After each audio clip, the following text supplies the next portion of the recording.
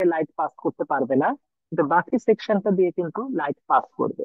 এবং সেক্ষেত্রে আবার এই মাস্কটাকে কারেক্টলি অ্যালাইন করার জন্য এই অ্যালাইনমেন্ট মার্ক গুলো ব্যবহার করা। এই হচ্ছে আমাদের 5 নম্বর স্টেপ। আমরা এর আগেই বলেছিলাম যে mask is prepared by photo reduction. মানে অ্যাকচুয়ালি একটু খেয়াল করে দেখো যে অরিজিনালি মাস্কটা যখন প্রিপেয়ার করার সময় অরিজিনাল আর্ট ওয়ার্ক দেখো, একটু খেয়াল করে দেখো, এখানে পাশে একজন হিউম্যান বিইং দাঁড়িয়ে আছে দেখা যাচ্ছে। মাস্কটার সাইজ অরিজিনাল আর্ট ওয়ার্কটা কিন্তু অনেক বড়, এখানে ডাইমেনশন মিটার রেঞ্জে। তো ফাইনালি আমাদের অ্যাকচুয়ালি এটা দেখা একজনের হাতে দেখা যাচ্ছে, হাতে একটা ফটো মাস্ক আমরা দেখতে পাচ্ছি, যেখানে গ্লাস প্লেটের উপরে আমরা বিভিন্ন জিওমেট্রিক প্যাটার্ন কিন্তু আমরা এখানে দেখতে পাচ্ছি। অর্থাৎ এখানে mask is prepared by photo reduction. Original artwork যদিও অনেক বড় স্কেলের হয়, কিন্তু ফাইনাল ফটো মাস্কটা কিন্তু is in the order of inches.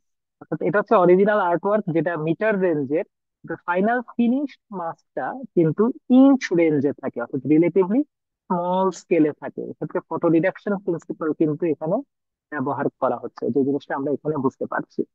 এবং এবং এই মাছটাকে তো আমাদের কারেক্টলি অ্যালাইনও করতে হবে। মাছটাকে অ্যালাইন করতে হবে, এটা অ্যালাইন করা হতে পারে ম্যানুয়ালি অথবা অটোমেটিক্যালি। একটু আগে আমরা যে ফিগারটায় আমরা যেভাবে দেখছিলাম সেই অ্যালাইনমেন্টে আসলে এখানে দেখানো হচ্ছে যে এই অ্যালাইনমেন্ট মার্ক গুলো কিভাবে ব্যবহার করা হয়। এখানে যে ব্যাপারটা একটু খেয়াল করে দেখি কি আছে। দেখো, box or cross on wafer, box on cross on mask. অর্থাৎ মাস্কের ধরলাম মাস্কের মধ্যে একটা ক্রস সাইন থাকে এবং ওয়েফারের মধ্যে একটা বক্স থাকে। যদি এই ক্রসটাই বক্সের মধ্যে কারেক্টলি আমরা প্লেস করতে পারি, তাহলে আমরা ধরে নিব যে ওয়েফারটা ঠিক মতো অ্যালাইন্ড হয়েছে। এটা হতে পারে ম্যানুয়ালি, যেমন একটু খেয়াল করো এখানে মাইক্রোস্কোপের মাধ্যমে একজন করছে, যে নিচে এখানে ওয়েফারটা রাখা আছে, ওয়েফারের মধ্যে হয়তো একটা বক্স বক্স আছে, এবং আমরা আমাদের মাস্কের মধ্যে হয়তো একটা এরকম একটা ক্রস মার্ক আছে। এই ক্রসটা যদি আমরা বক্সের মধ্যে কারেক্টলি বসিয়ে দিতে পারি, এবং তুমি মাইক্রোস্কোপের মাধ্যমে অবজার্ভ করছো এই বসানো বা প্লেসমেন্টটা ঠিক মতো হয়েছে কিনা, তাহলে আমরা ধরে নিতে পারবো যে এই অ্যালাইনমেন্টটা ঠিক মতো হচ্ছে।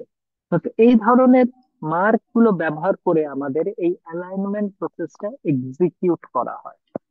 এখানে মাস্ক অ্যালাইনমেন্টের আরেকটা ডেমনস্ট্রেশন এখানে দেখা যাচ্ছে, যে mask alignment this can be done manually or automatically. একটু আগের ফিগারটায় যা দেখানো হচ্ছিল এটা হচ্ছে একটা ম্যানুয়াল মাস্ক অ্যালাইনমেন্টের একটা ডেমনস্ট্রেশন এখানে দেখানো হচ্ছে। একজন দেখো হাতে দিয়ে ম্যানুয়ালি কন্ট্রোল করে করে মাস্কটাকে ওয়েফারের সাথে অ্যালাইন করছে এই অ্যালাইনমেন্ট মার্ক গুলো ব্যবহার করে।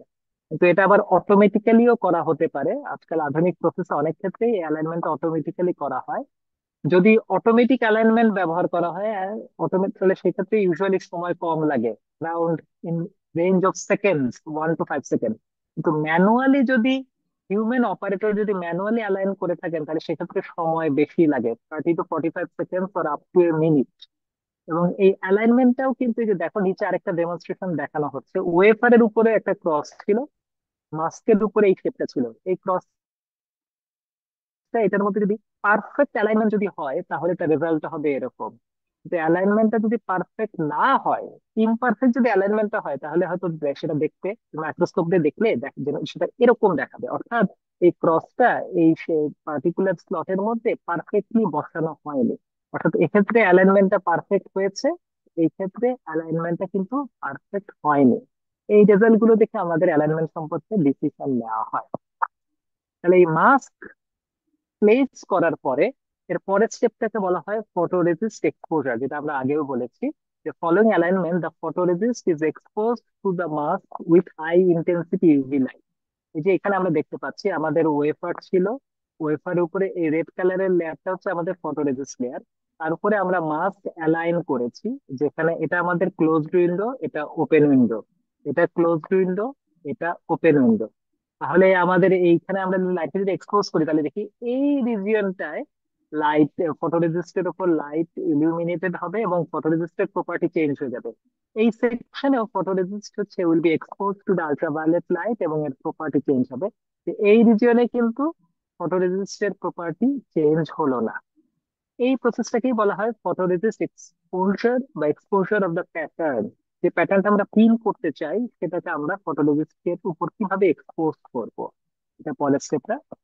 সেখানে ফটোরেজিস্টের এক্সপোজ করার পরে আমরা যখন ফটোরেজিস্টটা ডেভেলপ করব, তখন সেই ফটোরেজিস্টের নেচারের উপর ডিপেন্ড করে আমরা শেপটা পাবো। অর্থাৎ ফটোরেজিস্ট এক্সপোজ করার পরে পরের স্টেপটা হবে ওয়েট কেমিক্যাল ডেভেলপমেন্ট বা ডেভেলপমেন্ট অফ দ্য ফটোরেজিস্ট। তখন আমরা ফাইনাল রেজাল্টটা কি করবো, এটা ডিপেন্ড করবে আমরা কি পজিটিভ ফটোরেজিস্ট নিয়ে ডিল করছি না নেগেটিভ ফটোরেজিস্ট নিয়ে ডিল করছি। এটা আমরা লাস্ট ক্লাসে ডিসকাস করেছি, যে আমরা দেখছি যে এই সেকশনে ফটোরেজিস্টের উপর লাইট পড়েছে কিন্তু এই সেকশন গুলোতে কিন্তু লাইট পড়েনি। যদি পজিটিভ ফটোরেজিস্ট হয় তাহলে ঘটনাটা কি করবে, যে যেই সেকশনে লাইট এসে পড়েছে সেই সেকশনে কিছু ডিপলিমারাইজেশনের মতো ঘটনা ঘটবে, অর্থাৎ ওই সেকশনের ফটোরেজিস্টটা will be vulnerable to the development process. সেখানে ফটোরেজিস্ট একটু সফটার হয়ে যাবে। তার ফলে তুমি যখন কেমিক্যাল ডেভেলপমেন্ট করবা, যেই সেকশন এক্সপোজ হয়েছিল ওই সেকশনের ফটোরেজিস্টটা তখন উঠে যাবে, রিমেইনিং সেকশনের ফটোরেজিস্টটা কিন্তু তখন টিকে যাবে। এটা ঘটবে পজিটিভ ফটোরেজিস্টের বেলায়। The exposure decompresses a development inhibitor and developer solution only dissolves photoresist in the exposed area. যে অংশগুলো এক্সপোজ হয়েছিল শুধু সেই অংশের ফটোরেজিস্ট কিন্তু ডিজলভ হয়ে যাবে। কিন্তু নেগেটিভ ফটোরেজিস্ট হলে তার উল্টো ঘটনা ঘটবে।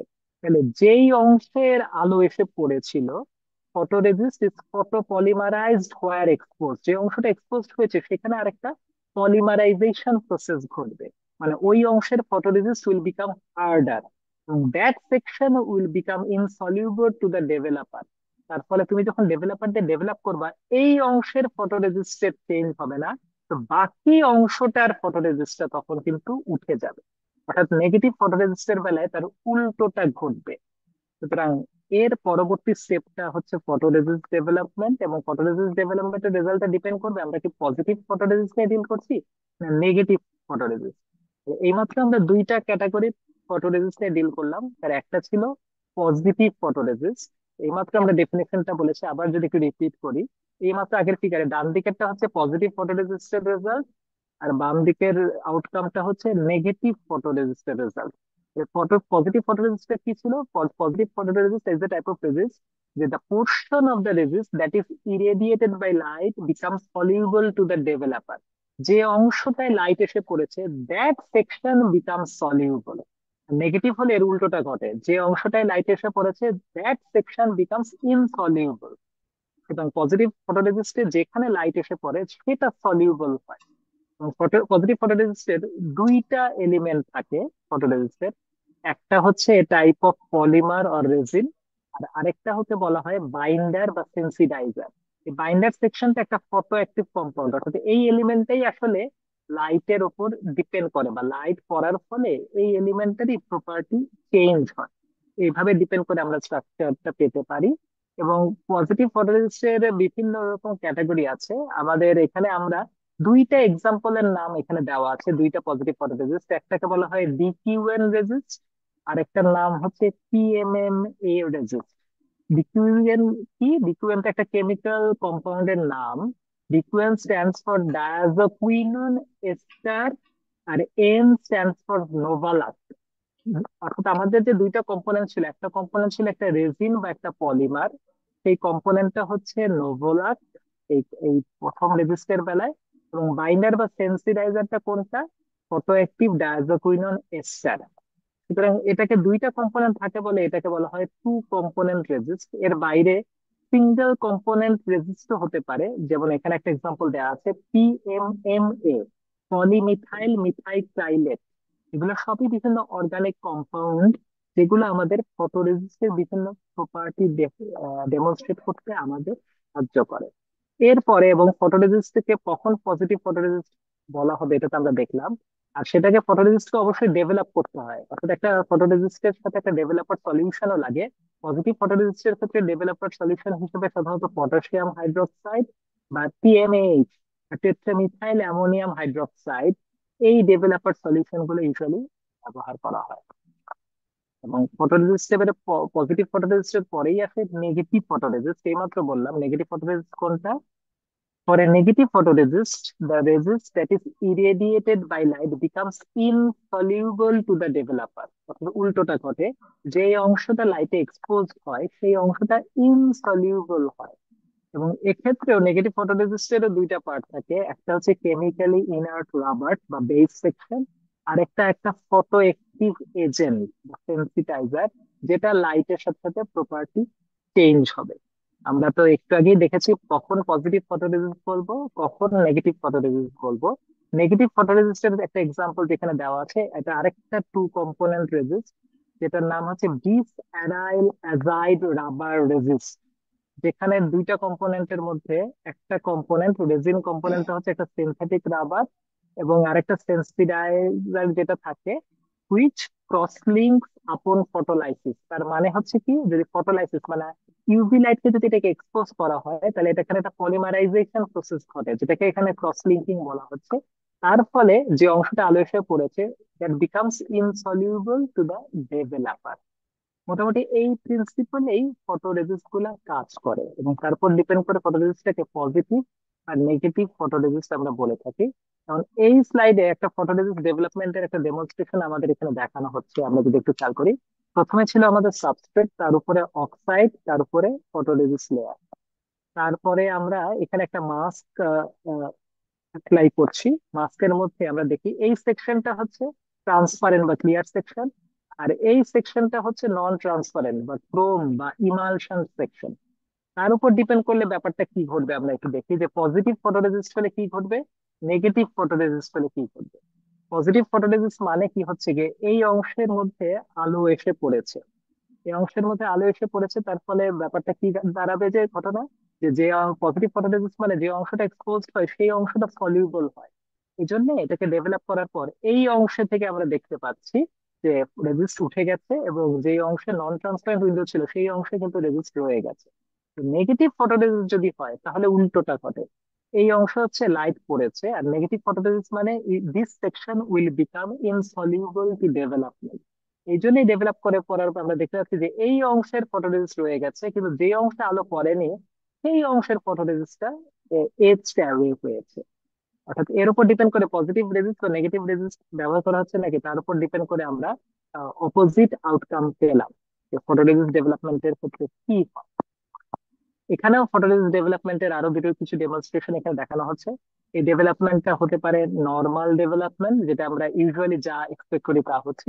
ইনকমপ্লিট ডেভেলপমেন্ট, যেটা পুরোপুরি ডেভেলপমেন্ট প্রসেসটা কমপ্লিট হয়নি, একটু রয়ে গেছে। এবং সাথে সাথে হতে পারে, এটা হতে পারে আন্ডার ডেভেলপমেন্ট বা ওভার ডেভেলপমেন্ট, যেখানে আমরা দেখতে পাচ্ছি যে প্রসেসটা পারফেক্টলি ডেভেলপমেন্টটা হয়নি। আবার ওভার ডেভেলপমেন্টের ক্ষেত্রে বেশি ডেভেলপ হয়ে গেছে, এই যে সেকশন গুলো দেখেও আমরা বুঝতে পারছি। তো এর উপর ডিপেন্ড করে এই ফটোরেজিস্ট ডেভেলপমেন্ট, এই যে এই স্টেপটা নিয়ে আমরা ডিসকাস করছি, এই রেজাল্ট গুলো আমরা লিথোগ্রাফির জন্য পেতে পারি। এরপরে লিথোগ্রাফির শেষে 7 নাম্বার স্টেপটা আমরা দেখতে পাচ্ছি একটা হার্ড বেকিং স্টেপ। আমরা একটু আগে বলছিলাম প্রথমে ছিল একটা সফট বেকিং স্টেপ, পরে একটা হার্ড বেকিং স্টেপও আছে।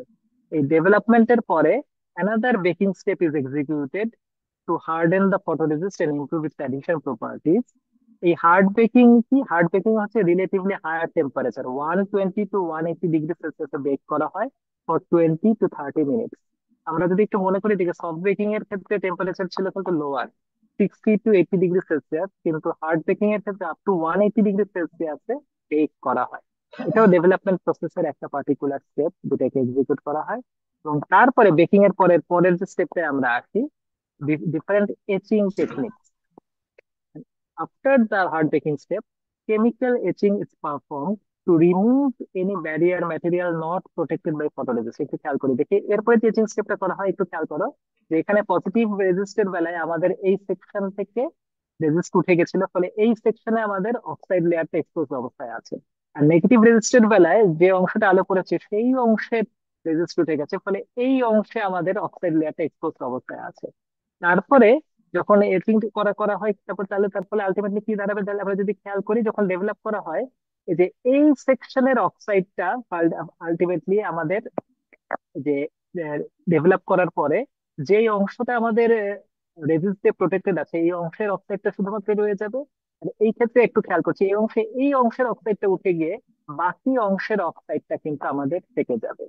এই জিনিসটা হচ্ছে আমাদের ফাইনালি যে এচিং টেকনিকটা, আমাদের এই যে বিভিন্ন বেকিং স্টেপ করার পরে যে এচিং গুলা পারফর্ম করতে চাচ্ছি আমরা, সেই এচিং গুলার মাধ্যমে আমাদের ফটোরেজিস্টের নিচে যে ব্যারিয়ার লেয়ারটা ছিল সেটার ফাইনাল যে প্যাটার্নটা পাবো, সেটা কিন্তু এক্ষেত্রে ডিসাইডেড হয়।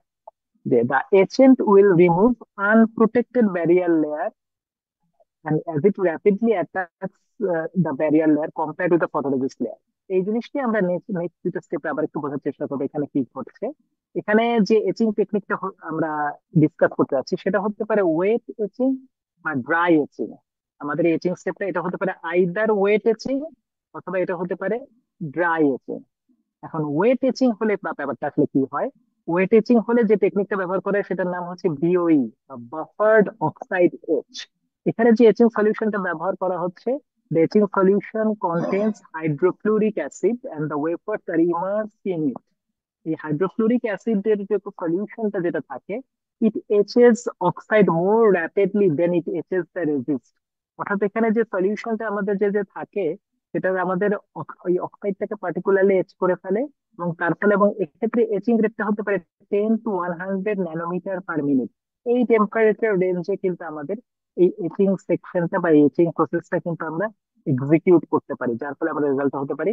এবং এই ওয়েট এচিং ছাড়াও এই স্টেপটা হতে পারে ড্রাই এচিং ও আমরা অনেক সময় ইউজ করে থাকি। ড্রাই এচিং এর ক্ষেত্রে এক্ষেত্রে তিনটা এক্সাম্পল আমাদের এখানে দেওয়া আছে। একটা হচ্ছে প্লাজমা এচিং, একটাকে বলা হয় স্পাটার এচিং, একটাকে বলা হয় reactive ion etching. Plasma etching এর বেলায় কি করা হয়? প্লাজমা এচিং এর বেলায় কোন একটা প্লাজমা এনভায়রনমেন্টে এচিংটা পারফর্ম করা হয়। এর আগে ওয়েট এচিং কি ছিল? একটা অ্যাসিডিক সলিউশন, হাইড্রোক্লোরিক অ্যাসিডের একটা সলিউশন ব্যবহার করা হচ্ছিল। কিন্তু ড্রাই এচিং এ কি করা হচ্ছে? বিভিন্ন গ্যাসিয়াস মিডিয়াম ব্যবহার করা হচ্ছে। প্লাজমা এচিং করে it immerses the wafer in a gaseous plasma, অর্থাৎ যার মধ্যে ফ্লোরাইড বা ক্লোরাইড আয়ন থাকে এই প্লাজমার মধ্যে, হুইচ এচেস দ্য অক্সাইড সেকশন। আমাদের যে অক্সাইড লেয়ারটা সেটাকে এচ করার ক্ষেত্রে যেটাকে যেটা ব্যবহার করা হয়। এবং স্পাটার এচিং মানে কি? Sputter etching uses energetic gas ions like argon ion with high kinetic energy which bombards the wafer surface, তার ফলে it physically knocks the atoms off the wafer surface। অর্থাৎ এই স্পাটার এচিং এর মাধ্যমেও আমরা এইখানে যে আমাদের এই যে অক্সাইড লেয়ার গুলোকে যে আমরা এচ করছি এই সেকশনে, সেটা এই স্পাটার এচিং এর মাধ্যমে করা যেতে পারে। এবং 3 নাম্বার যে পয়েন্টটা রিঅ্যাক্টিভ আয়ন এচিং, সেটা হচ্ছে আগের দুইটার একটা কম্বিনেশন ব্যবহার করে। অর্থাৎ প্লাজমা এচিং এবং স্পাটার এচিং এর কম্বিনেশন যেখানে ব্যবহার করে সেটাকে বলা হয় রিঅ্যাক্টিভ আয়ন এচিং। এর মাধ্যমে আমরা ফাইনাল এই রেজাল্ট গুলো পেতে পারি, আমরা যে রেজাল্ট গুলো দেখতে পাচ্ছি। এক্ষেত্রে আমরা দুইটা এচিং সেকশনের কিছু এক্সাম্পল আমরা দেখলাম, একটা ছিল ওয়েট এচিং, একটা হচ্ছে ড্রাই এচিং। এখন এই ওয়েট এচিংটাকে একটা আইসোট্রপিক প্রসেস বলা হয় এবং ড্রাই এচিংটাকে অ্যানাইসোট্রপিক প্রসেস বলা হয়। এগুলো আমরা আগেও ক্লাসে পেরেছি।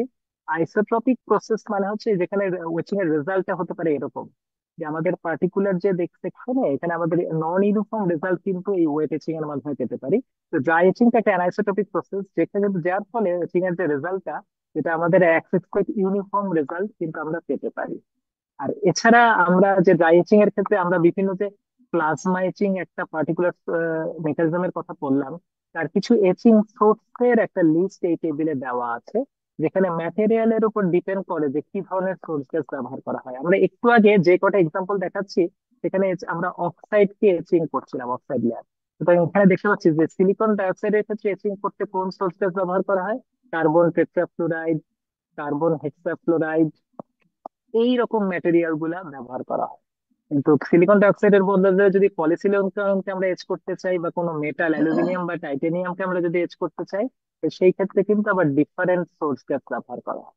অর্থাৎ বিভিন্ন সোর্স গ্যাসের একটা টেবিলও স্লাইডে দেওয়া আছে, যেটা আমাদের ড্রাই এচিং এর ক্ষেত্রে প্লাজমা এচিং এর বিভিন্ন সোর্স গ্যাসের একটা কম্বিনেশন যেটাকে ইন্ডিকেট করছে। এরকম বিভিন্ন এচিং সোর্স আমরা স্লাইডে দেখতে পাচ্ছি। এবং ফাইনালি আমাদের যে ফটোলিথোগ্রাফির এই এচিং এর পরের আরেকটা স্টেপ ছিল যে রিমুভাল অফ ফটোরেজিস্ট। তার ফলে যে জিনিসটা হয়, যেটা আসলে আমরা এখানে আমরা দেখতে পাচ্ছি, এখানে যে ঘটনাটা কি ঘটছে আমরা দেখছি যে যেই সেকশন এই সেকশনের অক্সাইডটা এক্সপোজড অবস্থায় ছিল, সুতরাং সেটাকে রিমুভ করা হলো, শুধু এইটুকু অংশ রইলো। অথবা এই সেকশনের অক্সাইডটা এক্সপোজড অবস্থায় ছিল, সুতরাং এখানে এই অক্সাইডটাকে রিমুভ করা হলো, বাকিটা রয়ে গেল। একটু আগে যে আমি যে আমরা যে রেজাল্টটা দেখছিলাম, এইটা এই লাস্ট স্টেপটা, এই স্টেপটাই হচ্ছে বলা হয় ফটোরেজিস্ট রিমুভাল। যে after windows are etch to the barrier layer, the photoresist is strip from the surface. এই যে উপরে যে ফটোরেজিস্ট রয়ে গেছিল, এই যে এখানে ফটোরেজিস্ট রয়ে গেছিল, এখানে ফটোরেজিস্ট রয়ে গেছিল, this photoresist is now strip from the surface. এবং এই ফটোরেজিস্ট স্ট্রিপিংটা কিভাবে হতে পারে? এটা হতে পারে দুইটা টেকনিকের মাধ্যমে, একটা হচ্ছে রেজিস্ট স্ট্রিপিং আর একটা রেজিস্ট অ্যাশিং। আচ্ছা, রেজিস্ট স্ট্রিপিং কি? এখানে এমন একটা সলিউশন ব্যবহার করা হয় which causes the resist to swell and lose adhesion। এখানে এই যে রেজিস্টটাকে রিমুভ করা হবে কোন একটা সলিউশনের মাধ্যমে, যার ফলে রেজিস্টটা কিছুটা ফুলে ওঠে এবং অ্যাডহেসিভ প্রপার্টি হারিয়ে যাওয়ার ফলে এটা আস্তে আস্তে উঠে যায়। আর আরেকটা হতে পারে রেজিস্ট অ্যাশিং। অ্যাশিং মানে ছাইয়ে পরিণত করা। ছাইয়ে পরিণত করা একটা বার্নিং টেকনিক। এখানে যে কোনো কিছু আসলে অ্যাশিং আসলে কি, এটা একটা অক্সিডাইজেশন টেকনিক। সুতরাং in this case the resist is oxidised. যে অক্সিডাইজেশনটাকে বার্নিং বা অ্যাশিং বলা যেতে পারে in a oxygen plasma system, এবং তার মাধ্যমে এই রেজিস্টটাকে রিমুভ করা হয়। সুতরাং ওই যে ফাইনাল যে ফটোরেজিস্ট রিমুভ করা হয় ওটা হতে পারে রেজিস্ট স্ট্রিপিং এর মাধ্যমে, অথবা রেজিস্ট অ্যাশিং যেটা একটা অক্সিডাইজেশন প্রসেস, এর মাধ্যমে এটা ঘটতে পারে। তাহলে আমাদের যে ফাইনাল লাস্ট স্টেপটা, এই লাস্ট স্টেপটার দুইটা ডেমনস্ট্রেশন এক্সাম্পল এখানে দেখানো হচ্ছে। একটাকে বলা হচ্ছে ফটোরেজিস্ট রিমুভাল কিভাবে করা হতে পারে, একটা হতে পারে এজ ব্যাক স্টেপের মাধ্যমে, আরেকটা হতে পারে লিফট অফ স্টেপের মাধ্যমে। আর প্রথমে যেটা এজ ব্যাক, এজ ব্যাক হচ্ছে আমরা এতক্ষণ আসলে যেটা স্টাডি করেছি সেটাই ছিল এজ ব্যাক। আমরা একটু খেয়াল করি এখানে কি হয়েছে। এখানে সাবস্ট্রেট ছিল, সাবস্ট্রেটের উপরে একটা থিন রিজার্ভ ম্যাটেরিয়ালের একটা থিন ফিল্ম ডিপোজিট করা হয়েছে, এটা হচ্ছে অক্সাইড, এই গ্রিন লেয়ারটা। অক্সাইডের উপরে তো ফটোরেজিস্ট দিয়ে প্যাটার্ন করা হয়েছে, ওপেন বা ক্লোজ, এই অংশে ফটোরেজিস্ট আছে, এই অংশে নাই।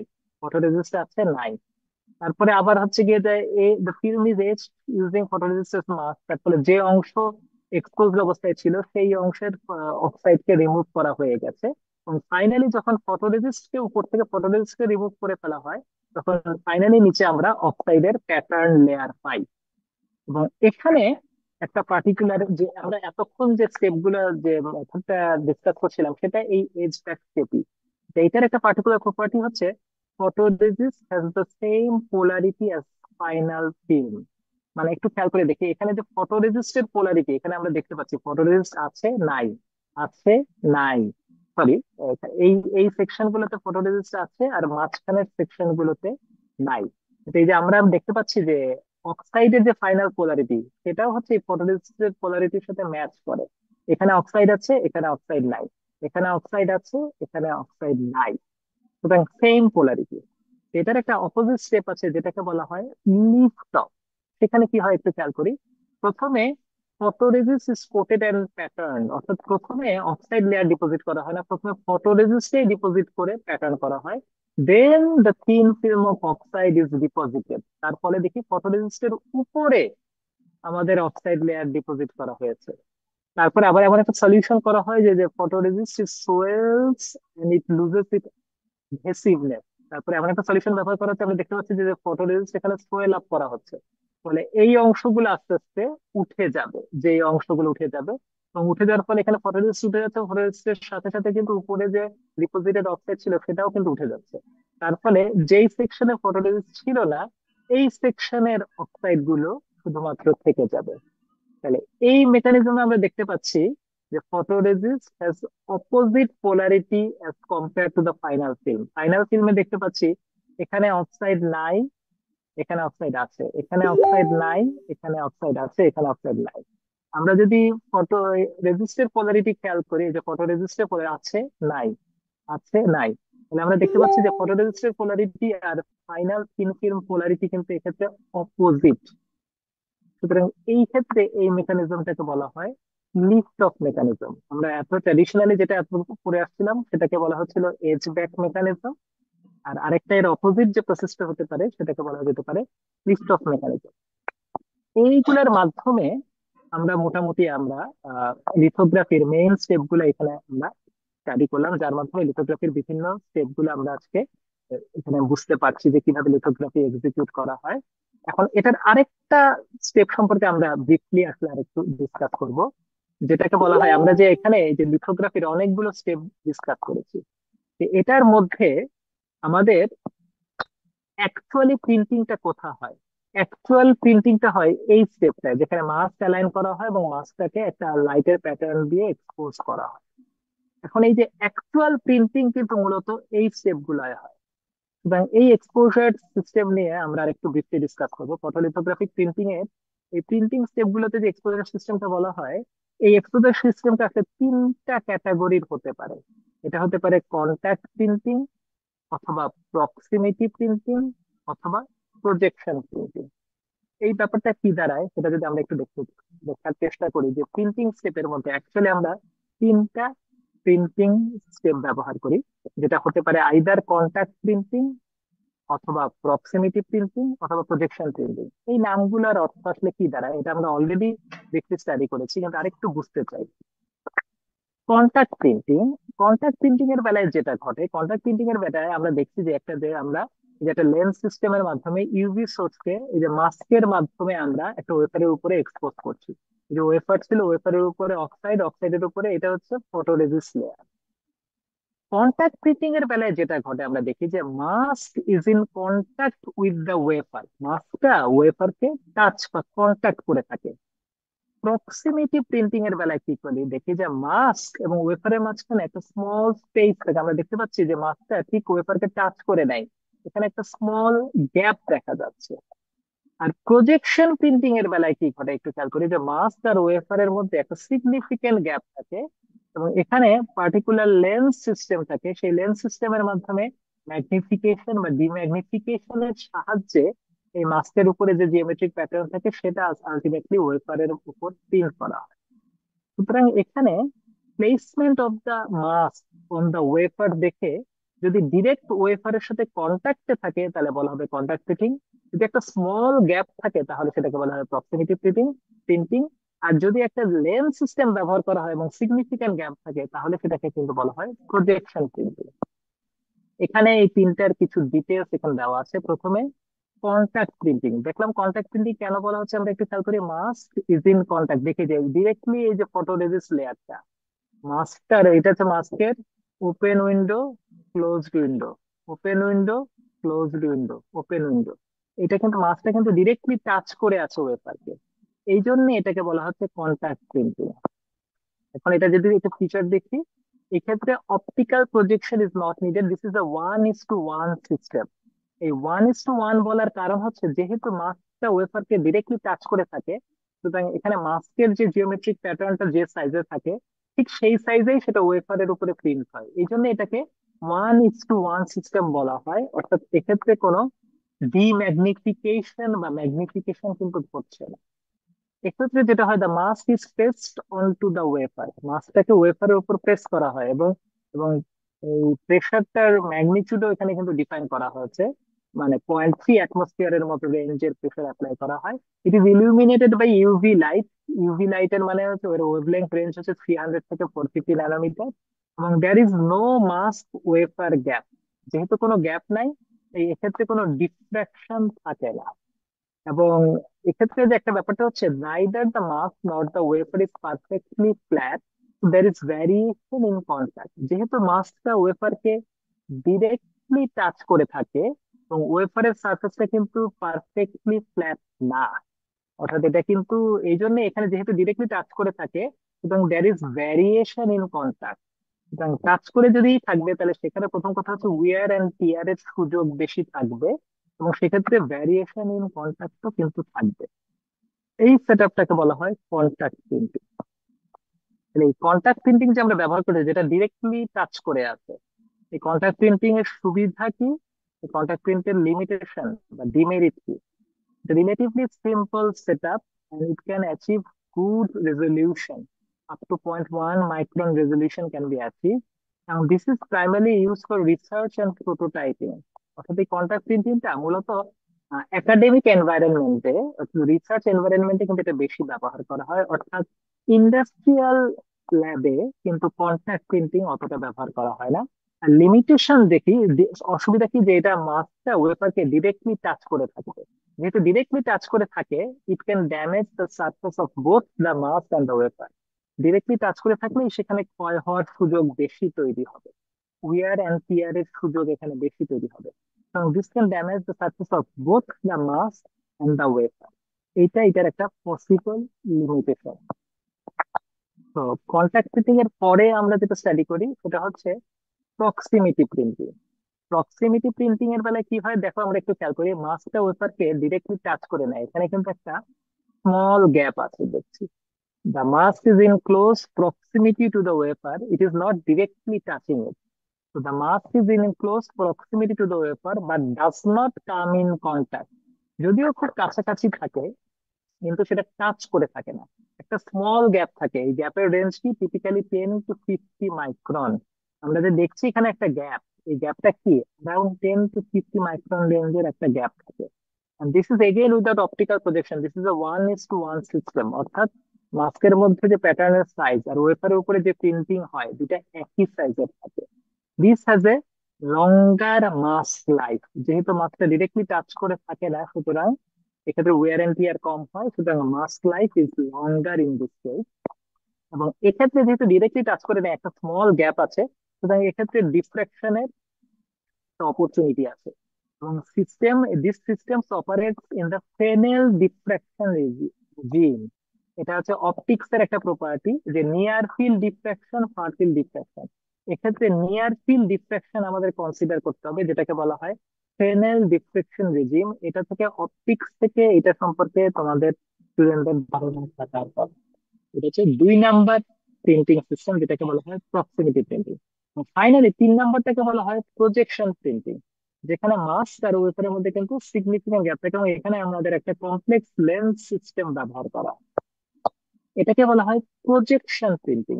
ইট uses a dual lens system to project the mask image onto the wafer. যে মাল্টিপল লেন্স ব্যবহার করে এখানে প্রজেকশন সিস্টেম ব্যবহার করে। This is widely use in the IC industry, actual IC ইন্ডাস্ট্রিতে এটা ব্যবহার করা হয়। এবং এখানে যেহেতু সিগনিফিক্যান্ট ডিফ্রাকশন থাকতে পারে, it operates in the Fraunhofer diffraction regime. Far field diffraction, যেহেতু মাস্ক এবং ওয়েফারের মধ্যে সিগনিফিক্যান্ট ডিস্টেন্স আছে, সুতরাং এখানে সিগনিফিক্যান্ট ডিফ্রাকশন হতে পারে। ইট offers good resolution without the defects. কিন্তু একটা পার্টিকুলার প্রপার্টি হচ্ছে, একটু আগের দুইটাকে বলা হচ্ছিল কিন্তু এগুলা, এর আগের গুলা ছিল 1:1 সিস্টেম, কিন্তু এটা কিন্তু 1:1 সিস্টেম হবে না। It needs a complex optical system. এখানে যেহেতু মাল্টিপল লেন্স সিস্টেম ব্যবহার করা হয়, এখানে অপটিক্যাল সিস্টেমটা কি আগের দুইটার তুলনায় কিন্তু মোর কমপ্লেক্স। তাহলে আমরা এখানে যে আমরা 3টা প্রিন্টিং সিস্টেম দেখলাম, সেগুলোকে যদি আমরা একটু কম্পেয়ার করতে থাকি, comparison of the three printing system. প্রথমটা হচ্ছে কন্ট্যাক্ট প্রিন্টিং, এই যে সরাসরি টাচ করে আছে। পরেরটা হচ্ছে প্রক্সিমিটি প্রিন্টিং, টাচ করে নাই, একটা স্মল গ্যাপ আছে 10 to 50 মাইক্রন রেঞ্জে।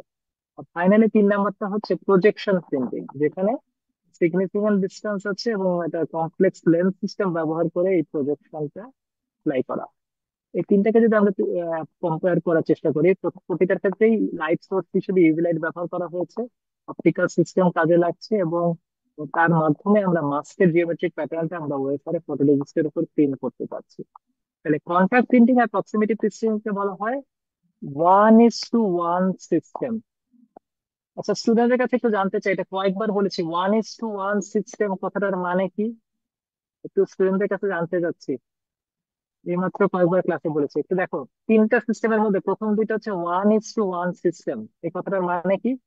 1:1 কথাটার মানে মাস্ক আর ওয়েফার দুটো একই সাইজে একইভাবেই হবে, অ্যালাইন হবে একই জায়গায়। আহ, মানে পুরোপুরি অ্যাকুরেট হলো না। এটার 1:1 মানে হচ্ছে মাস্কের উপরে যে প্যাটার্নটা আছে, ওয়েফারের উপরে যে প্যাটার্নটা প্রিন্ট হচ্ছে, দুইটা একই সাইজের। এটা হচ্ছে 1:1। অর্থাৎ মাস্কের যে সাইজের ছিল সেই সাইজে আমরা প্রিন্ট হচ্ছে, কন্টাক্ট প্রিন্টিং এর বেলায়, প্রক্সিমিটি প্রিন্টিং বেলায়। কিন্তু প্রজেকশন প্রিন্টিং এ দেখো 4 or 5 টাইমস ফটো রিডাকশন হয়। অর্থাৎ এই মাস্কের উপরে যে জিওমেট্রিক প্যাটার্নটা আছে, ফাইনালি যে প্রিন্ট হচ্ছে সেটা কিন্তু ডিম্যাগনিফাইড, মানে অনেক স্মল স্কেলে প্রিন্ট। আমরা এর আগে যে উদাহরণ দেখেছি, অধিকাংশ ক্ষেত্রে কিন্তু আমরা কমার্শিয়াল আইসি ফ্যাব্রিকেশনের ক্ষেত্রে কিন্তু এই ফটো রিডাকশন প্রিন্টিং ই কিন্তু আমরা বেশিরভাগ সময় দেখে থাকি। বেশিরভাগ জায়গায় প্রজেকশন প্রিন্টিং এর এক্সাম্পলটাই আমরা দেখি, যেক্ষেত্রে 4 or 5 টাইমস ফটো রিডাকশন ঘটে। অর্থাৎ মাস্কের উপরে যে সাইজের জিওমেট্রিক প্যাটার্নটা ছিল এবং ওয়েফারের উপরে যে সাইজের প্রিন্ট হচ্ছে সেটা কিন্তু ডিম্যাগনিফিকেশনের পরে। আর কন্টাক্ট মিসিং এ প্রিন্টিং এর বেলায় আমরা হাই রেজলিউশন পাই, কিন্তু মাস্ক ওয়্যার যেহেতু টাচ করে আছে, সুতরাং এখানে মাস্কের ক্ষয় অনেক বেশি হয় এবং ডিফেক্ট জেনারেশনের সুযোগ থাকে। প্রক্সিমিটি প্রিন্টিং এ লেস মাস্ক ওয়্যার, মাস্কের উইয়ার এন্ড টিয়ার কিন্তু কম হয়। কেন? কারণ এখানে একটা স্মল গ্যাপ আছে এবং লেস রিজলিউশন, এবং এটা অ্যাকচুয়ালি এই গ্যাপটা 10 মাইক্রন না 50 মাইক্রন তার উপর ডিপেন্ড করে। প্রজেকশন প্রিন্টিং এ নো মাস্ক উইয়ার, যেহেতু এখানে পুরোপুরি আলাদা ভাবে থাকে, এখানে মাস্ক উইয়ার এর সিচুয়েশন থাকে না, বাট মাস্ক ইজ ডিম্যাগনিফাইড, অর্থাৎ resist features are smaller than the mask.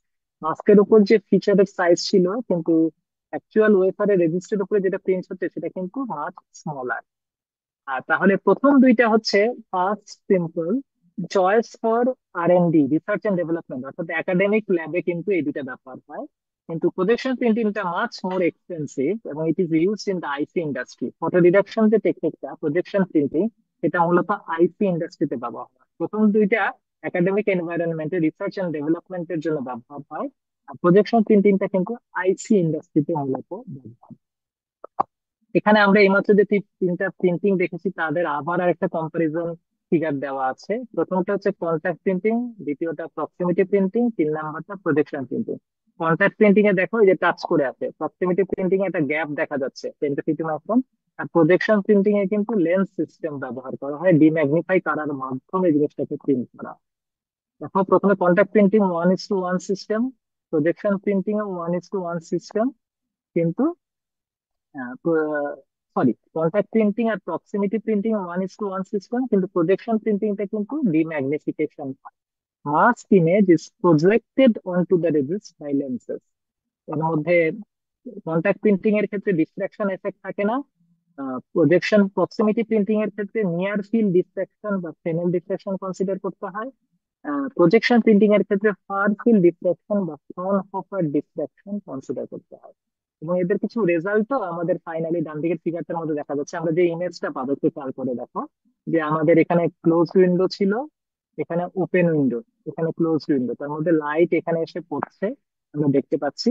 যে কন্টাক্ট প্রিন্টিং এর বেলায় যে আমাদের ইমেজটা আমাদের আইডিয়াল রেক্টেঙ্গুলার উইন্ডো হওয়ার কথা, প্রক্সিমিটি প্রিন্টিং এর বেলায় আমাদের দেখতে পাচ্ছি আমরা কিছুটা ওভারশুট দেখা যেতে পারে প্রক্সিমিটি প্রিন্টিং এর বেলায়।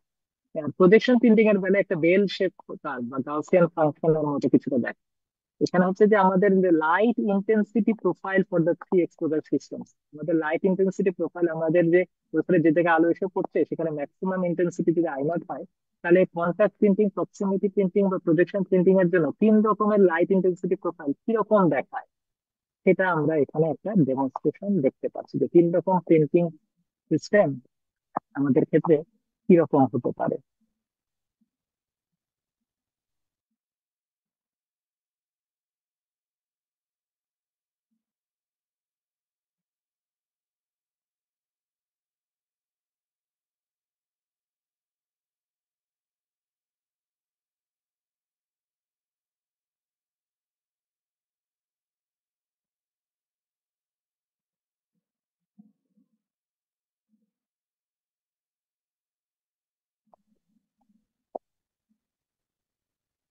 আচ্ছা, এতক্ষণ আমরা স্টাডি করছিলাম যে আমাদের ফটোলিথোগ্রাফির বিভিন্ন প্রিন্টিং স্টেপ গুলো আসলে কি হতে পারে। এবং প্রিন্টিং স্টেপ গুলোতে আমরা কি দেখছি যে একটা সোর্স অফ লাইট আমাদের কাজে লাগবে, যেখান থেকে আমাদের ইউভি রেডিয়েশন আমরা যেখান থেকে পাবো। এই ফটোলিথোগ্রাফির সোর্স গুলো কি হতে পারে, আমরা কোথা থেকে আল্ট্রাভায়োলেট লাইট পাবো? The source of illumination is typically ultraviolet radiation. Ultraviolet radiation মানে হচ্ছে ওয়েভলেংথ 200 থেকে 450 ন্যানোমিটার রেঞ্জে, যেখানে প্রথমে 200 থেকে 300 ন্যানোমিটার রেঞ্জটাকে ডিপ ইউভি বলা হয়, আর 300 থেকে 450 কে হচ্ছে রেগুলার ইউভি।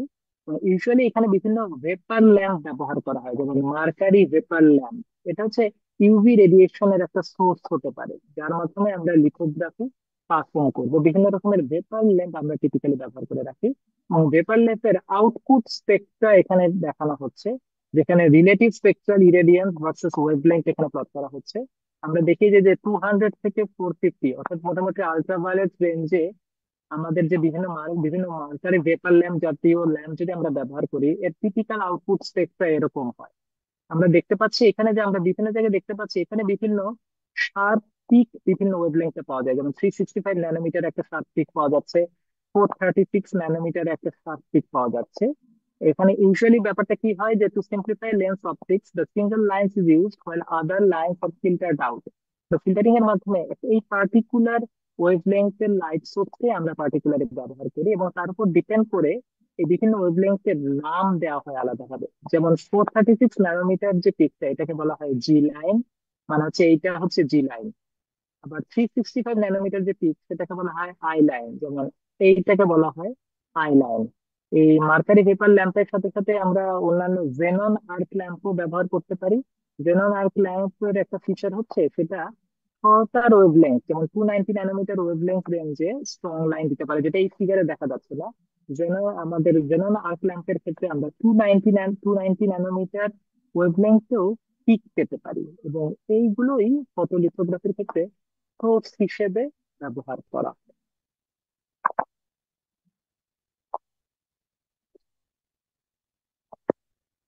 আচ্ছা, আর আমাদের আরো কিছু বেসিক স্মল কিছু ডেফিনেশন আমরা স্টাডি করতে চাই লিথোগ্রাফির সাথে রিলেটেড।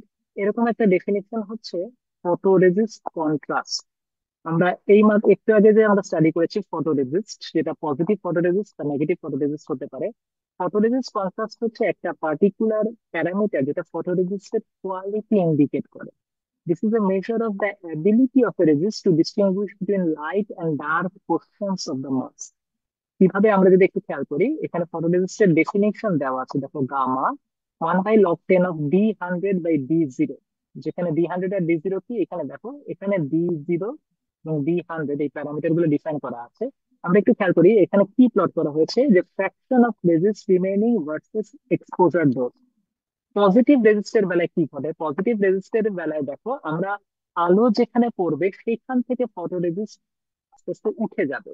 তাহলে আমরা একটু খেয়াল করি যে এখানে আমরা দেখতে পাচ্ছি যে এক্সপোজার ডোজ, যেটা milli joule per centimetre square ইউনিটে দেওয়া হয়েছে, যে মোটামুটি around 10 milli joule per centimetre square dose, এটাকে ডিফাইন করা হচ্ছে D0। D0 কি, threshold exposure energy dose for resist removal. অর্থাৎ লাইট এই রেঞ্জের চেয়ে বেশি হলে আস্তে আস্তে ফটোরেজিস্টের প্রপার্টি চেঞ্জ করা শুরু হবে। D100 কি, exposure energy dose for complete resist removal. অর্থাৎ D100 এর চেয়ে বেশি যদি এক্সপোজার ডোজ হয়, যেমন এই ক্ষেত্রে 100 মিলি জুল পার সেন্টিমিটার স্কোয়ার চেয়ে বেশি ডোজে যদি পড়ে, তখন কিন্তু আমাদের ফটোরেজিস্টের প্রপার্টি পুরোপুরি চেঞ্জ। তাহলে একটু খেয়াল করি এখানে কি বোঝাচ্ছে আসলে, যদি লাইট এক্সপোজার ডোজ যদি D0 এর চেয়ে কম হয়, তাহলে কিন্তু ফটোরেজিস্টের প্রপার্টি কখনো চেঞ্জ হয় না, ফলে পুরো ফটোরেজিস্টেই থেকে যায়। তারপর D0 থেকে D100 আস্তে আস্তে ফটোরেজিস্ট রিমুভ হওয়া শুরু করে। এবং এক্সপোজার ডোজ যদি D100 এর চেয়ে বেশি হয়, তাহলে কিন্তু পুরোপুরি ফটোরেজিস্টের প্রপার্টিটাই চেঞ্জ হয়ে যায়, এবং সেটা কিন্তু আস্তে আস্তে ডেভেলপমেন্টের পরে পুরোটাই উঠে যায়। অর্থাৎ এই দুটো প্যারামিটার দিয়েই কিন্তু আমাদের এই কন্ট্রাস্টটা ডিফাইন করা হয়। অর্থাৎ এই কন্ট্রাস্টের ভ্যালুর উপর ডিপেন্ড করবে প্রোফাইলটা, স্লোপটা কি শার্প হবে না কিরকম হবে, তার উপর এই কন্ট্রাস্ট প্যারামিটার উপর ডিপেন্ড করবে এই যে প্রোফাইলটার, যে আমাদের ফলো রেটটা এটা কতটুকু শার্প শার্প হবে। এবং আমরা টিপিক্যালি যে আমাদের বিভিন্ন দুইটা রেজাল্ট দেখানো হয়েছে, এটা হচ্ছে পজিটিভ রেজিস্টের জন্য, নিচেরটা হচ্ছে নেগেটিভ রেজিস্টের জন্য। কেন, দেখো পজিটিভ রেজিস্ট মানে হচ্ছে লাইট বেশি পড়লে তারপর পুরোপুরি কিন্তু রিমুভ হয়। নেগেটিভ রেজিস্টে কিন্তু উল্টোটা ঘটে, অর্থাৎ যে অংশে লাইট পড়েছে সেই অংশের ফটো রেজিস্ট কিন্তু থেকে যায়। পজিটিভ আর নেগেটিভ রেজিস্ট্যান্স কিন্তু উল্টোটা ঘটে। কিন্তু এখানে এই ভ্যালু গুলো দিয়ে আমরা বুঝতে পারবো যে এখানে স্লোপটা কতখানি হবে D0 আর D100 এর মাঝখানে। এবং আমরা যদি পজিটিভ ফটোরেজিস্টের জন্য টিপিক্যাল একটা ভ্যালু হয় এরকম, আর নেগেটিভ ফটোরেজিস্টের জন্য টিপিক্যাল একটা ভ্যালু হয়, এই যে আমাদের কিছু টিপিক্যাল ভ্যালু দেওয়া আছে। এবং ফটোরেজিস্ট কন্ট্রাস্ট বেশি যদি হয়, হাই হওয়ার অর্থ হচ্ছে তুমি বেটার রেজলিউশন পাবা, অর্থাৎ এই প্রোফাইলটা মোর ভার্টিক্যাল হবে, আমরা যে প্রোফাইলটা পাচ্ছি। অর্থাৎ এটার মাধ্যমেও যে ফটোরেজিস্ট কন্ট্রাস্ট এমন একটা প্যারামিটার যার মাধ্যমে আমরা ফটোরেজিস্টের কোয়ালিটিটা কিছুটা বুঝতে পারি। আচ্ছা, আমাদের আজকে অনলাইন ক্লাসটা আমরা আজকে এই পর্যন্তই আসলে কন্টিনিউ করব। আমরা আজকে আমাদের ক্লাসে এই যে যতটুকু স্টাডি করলাম আমরা এই পর্যন্তই স্টাডি করব। কোনো স্টুডেন্টদের যদি কোনো কোশ্চেন থাকে তাহলে তোমরা করতে পারো, না হলে আমরা ক্লাসটা আজকে কমপ্লিট করব। আজকে আমরা এইটুকুই স্টাডি করব। স্টুডেন্টদের কি কোনো কোশ্চেন আছে? স্যার, অ্যাসাইনমেন্টের ইস্যুতে একটা জিনিস জানতে চাচ্ছিলাম। বলো। স্যার, ওই অ্যাসাইনমেন্টে ক্যাম্পাবেল বই থেকে 3টা ম্যাথ দিচ্ছেন, ওখানে আপনার 3 নাম্বার যে ম্যাথটা আছে, ওই হ্যাঁ, ম্যাথটাতে প্রথমে আপনার যে অক্সিডেশনটা করছে ওইটা হলো প্রথমে আপনার 500 অ্যাংস্ট্রম করছে। তারপরে আবার সেকেন্ড স্টেজে যে 500 থেকে 1000-এ গেছে, 1000 টোটাল যে অক্সিডেশন হয়েছে সেটা আপনার 1000 অ্যাংস্ট্রম করছে। তো এখন এটার ইনিশিয়াল ফার্স্ট স্টেজে যখন আমি এটার অক্সিডেশনের জন্য যে টাইমটা বের করতেছি সেটার জন্য আমি টাউটাকে জিরো ধরতেছি। তো যেহেতু ওইটাকে বলছে যে প্রবলেম ওয়ানের মতো করে নিতে, তো প্রবলেম ওয়ানে আপনার বলে দেওয়া ছিল যে ইনিশিয়াল অক্সিডেশন জিরো বলে দেওয়া ছিল, এই জন্য আমরা এটার জন্য ইনিশিয়াল অক্সিডেশন জিরো ধরলে দেখা যায় যে টাওয়ের মানটা জিরো আছে। তো ফার্স্ট স্টেজে এই ম্যাথটার জন্য ফার্স্ট স্টেজে টাওয়ের মান আমি জিরো ধরে একটা টি এর মান বের করতেছি। বের করার পর এখন সেকেন্ড স্টেজে যখন আমি আবার অক্সিডেশন করব, তখন যে আপনার টিটা আসতেছে, টি এর যে বিষয়টা আসতেছে, সেখানে তো আমার একটা টাও থাকবে। এখন এই টাওটা ওই ফার্স্ট স্টেজে যে আমি অক্সিডেশন করছি সেই ওইটার ক্ষেত্রে যে আমার টি এর মানটা আসছে, ওই টিটাকে আর কি আমি টাও হিসেবে বিবেচনা করব, নাকি আহ ওই শকে ড্রাই অক্সিডেশনের জন্য একটা যে চার্ট দেওয়া আছে ওই চার্টের মধ্যে আবার টাও এর একটা মান দেওয়া ছিল, যেখানে যেখানে 0.37 আওয়ার্স এরকম মেনশন করা ছিল, ওইটা ইউজ করব, নাকি আমরা সেকেন্ড স্টেজে যখন করতেছি ফার্স্ট স্টেজে করার পর যে টি এর মানটা পাচ্ছি সেটাই ইউজ করবো? এটা নিয়ে একটু কনফিউশন হ্যাঁ, হচ্ছে মানে স্যার। এইটাই হচ্ছে কি তোমাদের এই প্রবলেম গুলো হচ্ছে, তুমি আর কি যে ধরনের অ্যাজাম্পশন ধরে নিচ্ছ তার উপর ডিপেন্ড করবে। এটা হচ্ছে কি তোমাদের এই অ্যাজাম্পশন গুলো কারেক্টলি লিখতে হবে, এটা তোমাদের ডিসিশন দেখে দেখো, তোমাকে তোমাকে বেস্ট গেস করে করতে হবে যে কোনটা এখানে মোর অ্যাপ্রোপ্রিয়েট হবে। তোমার প্রবলেমটা তো আমি অনেকদিন দেখিনি, এটা আমাকে দেখে কমেন্ট করতে হবে। তো এই ক্ষেত্রে তোমাদের এরকম যখন প্রবলেম ব্যবহার করলে তুমি হচ্ছে কি আহ, আরেক তুমি অ্যাজাম্পশন হিসেবে কোন ধরে নিচ্ছ যে সেটাকে তোমাকে ক্লিয়ারলি মেনশন করতে হবে, যে অর্থাৎ আর তুমি এটা টেবিলের আরো চার্টে। মোর ইজিলি করা যায়। বল, হেল্প করো, বলো মোর ইজিলি বলতে স্যার কি বোঝাচ্ছ। আমরা যদি স্যার 0 থেকে 1000 ডিগ্রি সেলসিয়াসের জন্য টি বের করি, আর 0 থেকে 500 ডিগ্রি সেলসিয়াসের জন্য টি বের করি, দেন দুইটা মাইনাস করলে আমার 500 থেকে 1000 যেতে যে টাইমটা সেটা বের হয়ে আসে। এরকম হতে পারে, যাই হোক তুমি এখানে কথা হচ্ছে তুমি অ্যাজাম্পশনটা কি ধরছো তার উপর ডিপেন্ড করবে। তুমি যেটাই ধরে নাও তোমাকে এখানে ক্লিয়ারলি সেটা মেনশন করতে হবে যে তুমি কিভাবে করছো। তারপর অ্যাকচুয়াল প্রবলেমটা দেখে তো আরো কমেন্ট করতে হবে, এটা না দেখে আমি বলতে পারছি না। কিন্তু তুমি এখানে যেভাবেই ধরে নাও, দুইজন দুইটা সিনারিওর কথা বললা, তো তোমার অ্যাজাম্পশন গুলো বা তুমি কোন কন্ডিশনটা ধরে নিচ্ছ সেটা তুমি ক্লিয়ারলি মেনশন করবে। আচ্ছা আচ্ছা। তবে স্যার ওই সেকেন্ড আমি যখন আপনার আবার সেকেন্ড স্টেজের জন্য যখন করতে যাচ্ছি, ফার্স্ট স্টেজের টিটাকে যখন আমি টাও হিসেবে ধরতেছি, তখন সেকেন্ড স্টেজে যে টাইমটা সেটা টোটালি জিরো চলে আসে। কারণ সেকেন্ড স্টেজে যখন আমি আবার আপনার করতেছি, অক্সিডেশন করতেছি, সেটা আলটিমেটলি দেখা যায় যে থিকনেস আপনার 500 অ্যাংস্ট্রমই হয়। তো এক্ষেত্রে দেখা যায় যে টাইমের ভ্যালুটা সেমই আসে, তো বিয়োগ করলে জিরো চলে আসে। তো এখন এই ক্ষেত্রে ও একটু আগে ওই আপুটা যেটা বললো যে প্রথমে আমি 0 থেকে 500 করছি, আবার কি 0 থেকে 1000 করছি। তো প্রথম ক্ষেত্রে যে 0 থেকে 500 করছি এটার জন্য যে টাইমটা পাইছি সেটা আমার ফার্স্ট স্টেজের আমার টাইম। এবার সেকেন্ড স্টেজে যে টাইমটা বের করব, তো 0 থেকে 1000 পর্যন্ত করে, আচ্ছা, তো যে টাইমটা আসতেছে সেই টাইমটা থেকে ফার্স্ট স্টেজের টাইমটাকে বিয়োগ করলে যে টাইমটা আসবে সেটাকে আমরা সেকেন্ড মানে স্টেজের এই টাইমটাকে। জিনিসগুলো দায়িত্ব দ্বারা এটা এগুলোই হচ্ছে তোমাদের অ্যাসাইনমেন্টে, এই প্রবলেম গুলোই তোমাকে সলভ করতে হবে।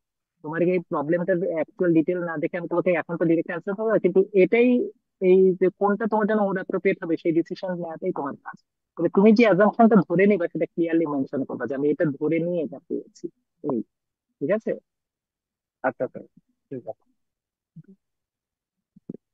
স্যার ঠিক প্রথম আছে স্যার। প্রবলেমটা একটা ইস্যু ছিল, এটা হচ্ছে ইনিশিয়ালি আচ্ছা শোনো, বলা ছিল তোমাদের যে অ্যাসাইনমেন্টের মানে করতে গিয়ে ইস্যু গুলো নিয়ে কিন্তু আমরা ক্লাসের লেভেলে জিজ্ঞেস করো। অ্যাসাইনমেন্টের গুলো হচ্ছে কি তোমাদের সফটওয়্যারে যে ইস্যু গুলো আসবে সেটা তোমার কি অ্যাজাম্পশন ধরেছো সেটা মেনশন করবে, এটাই তোমাদের কাজ। অ্যাসাইনমেন্টের সলিউশন আমরা কিন্তু এখন ক্লাসে ডিসকাস করতে পারবো না। ক্লাসে যে আমরা যা পড়েছি এই রিলেটেড কোশ্চেন থাকলে সেটা করো। আর এই যে বললাম যে যে কোনো যদি প্রবলেম যদি তোমাদের ফেস করতে, তোমাদের প্রবলেম গুলো ফেস করাতে বলতে, যে কোনো প্রবলেম ফেস করলে তুমি যে কারেক্ট তুমি কি অ্যাজাম্পশন ধরে নিয়ে করেছো সেটা হচ্ছে মেইন পয়েন্ট, সেটা ক্লিয়ারলি এক্সপ্লেন করবা যে তুমি কি ধরে নিয়ে করছো।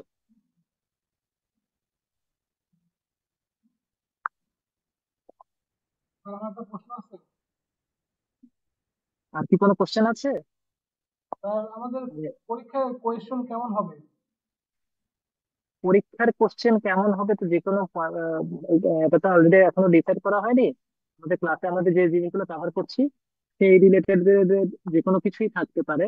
আর তোমাদের পরীক্ষা কি শুরু হওয়ার কথা সেপ্টেম্বরের 6 বা 7 তারিখ, এরকম কি ব্যাপারটা, তাই না? জি স্যার। তোমাদের আর কি আমাদের এই এক্সামটা হচ্ছে শুরুর দিকেই হবে, এটা এখনো ডিসাইডেড হয় নাই, তবে শুরুর দিকেই হবে, এটা একটু জানিয়ে রাখি।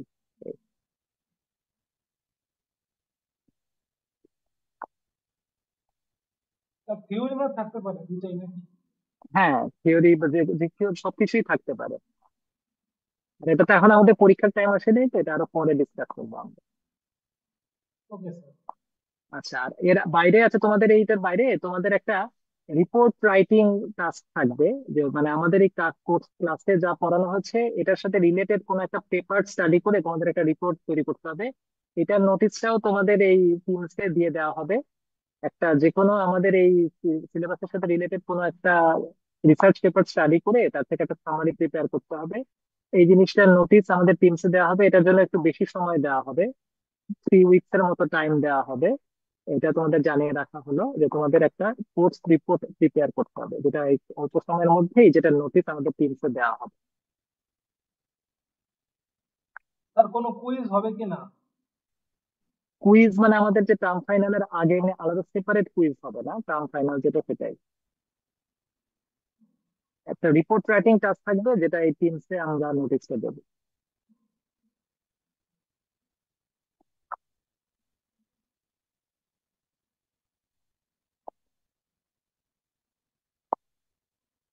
তা আর আর কোনো কোশ্চেন আছে, নাহলে আমরা আজকে ক্লাসটা কনক্লুড করবো।